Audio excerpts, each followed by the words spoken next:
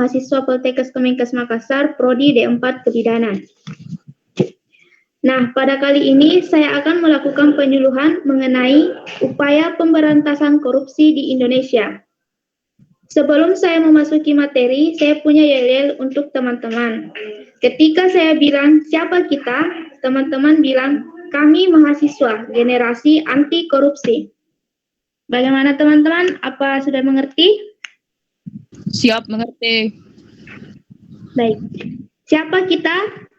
Kami mahasiswa generasi anti korupsi. Baik, terima kasih. Baik, langsung saja saya memasuki materi, yaitu next, Ian. Nah, pertama, apa itu korupsi? Menurut beberapa pengertian, menurut Kamus Besar Bahasa Indonesia atau KBBI, berarti korupsi adalah penyelewengan atau penggelapan uang negara atau perusahaan dan sebagainya untuk keuntungan pribadi atau orang lain. Sedangkan menurut perspektif keadilan atau pendekatan hukum adalah mengambil bagian yang bukan menjadi haknya. Next.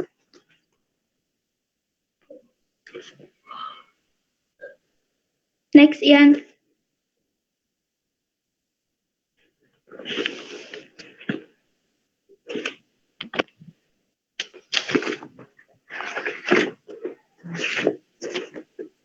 Ian.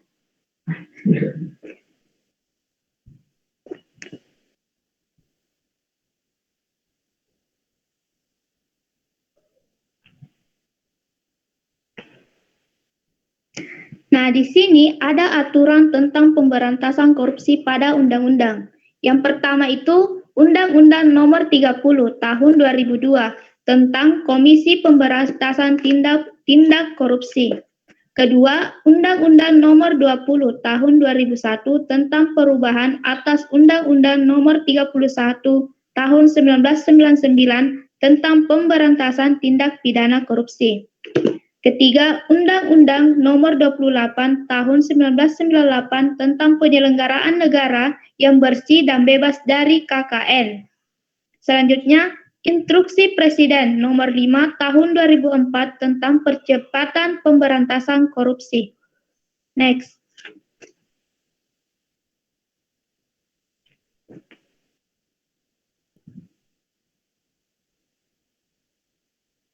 Next, Ian. Nah, di sini ada jenis-jenis korupsi berdasarkan Undang-Undang Nomor 31 Tahun 1999 tentang pemberantasan tindak pidana korupsi. Nah, undang-undang ini telah dirubah menjadi Undang-Undang Nomor 20 Tahun 2021. Next.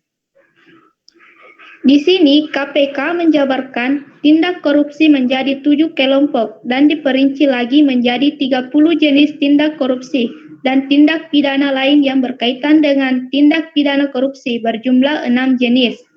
Ketujuh kelompok tersebut adalah yang pertama itu korupsi yang mengakibatkan kerugian negara. Kedua, korupsi yang berkaitan dengan suap menyuap. Ketiga, korupsi yang berkaitan dengan penggelapan dalam jabatan. Keempat, korupsi yang berkaitan dengan pemerasan.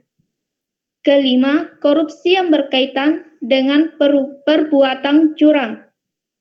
Keenam, korupsi yang berkaitan dengan benturan kepentingan dalam pengadaan. Dan yang terakhir itu ada gratifikasi atau pemberian hadiah.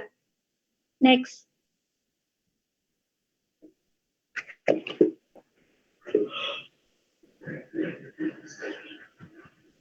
Nah, di sini ada kendala-kendala yang harus dilakukan dalam pemberantasan korupsi di Indonesia. Yang pertama itu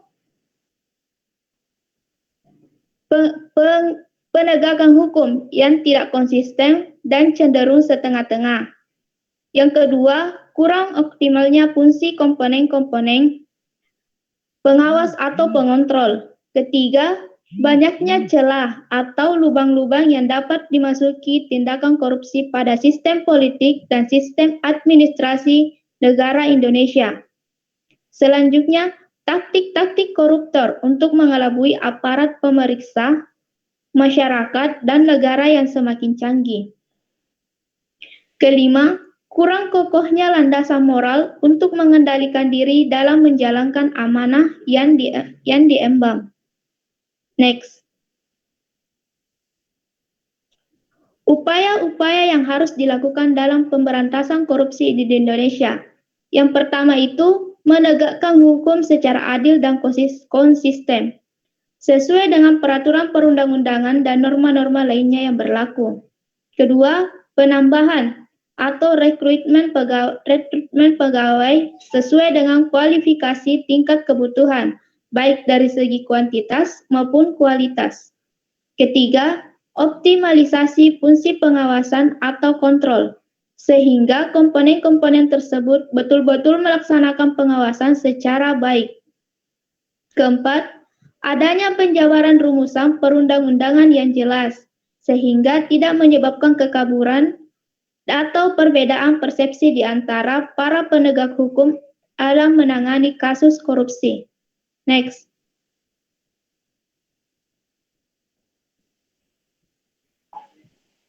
Selanjutnya, semua elemen, termasuk aparatur negara, masyarakat, akademisi, dan wartawan, harus memiliki keberanian untuk mengungkapkan penyimpangan-penyimpangan secara objektif, jujur, kritis terhadap tatanan yang ada, disertai dengan keyakinan penuh terhadap prinsip-prinsip keadilan. Dan yang terakhir itu, melakukan pembinaan mental dan moral manusia melalui khutbah-khutbah, ceramah, atau penyuluhan di bidang keagamaan, etika, dan hukum. Karena bagaimanapun juga baiknya suatu sistem jika memang individu-individu di dalamnya tidak dijiwai oleh nilai-nilai kejujuran dan harkat kemanusiaan, niscaya sistem tersebut akan dapat disalahgunakan, diselewengkan, atau dikorupsikan.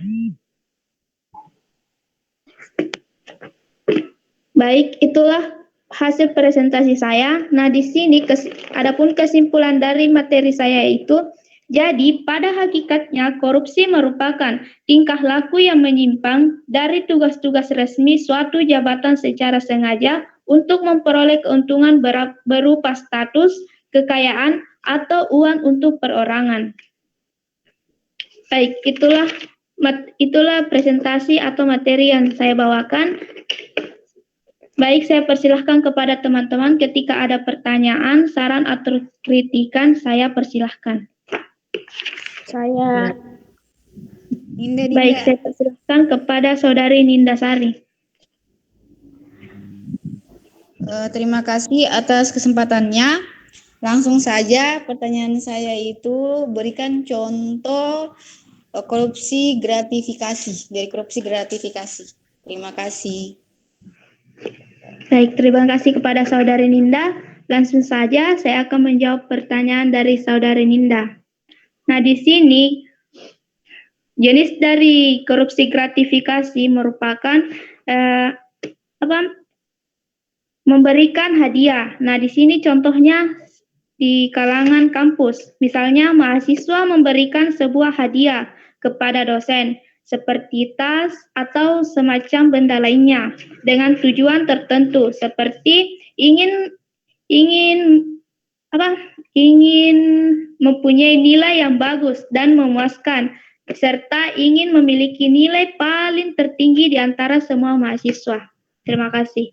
Saya kembalikan kepada Saudari Ninda. Apakah sudah dimengerti atau masih ada tanggapan? Iya, terima kasih atas jawabannya. Saya sudah mengerti dari jawaban yang diberikan oleh pemateri. Terima kasih. Baik, kepada teman-teman yang lainnya, apakah masih ada kritikan, saran, atau pertanyaan? Baik, saya kira sudah tidak ada, karena berhubung juga waktu yang terbatas, maka saya akhiri dengan wabillahi taufiq wal hidayah. Wassalamualaikum warahmatullahi wabarakatuh. Waalaikumsalam warahmatullahi wabarakatuh.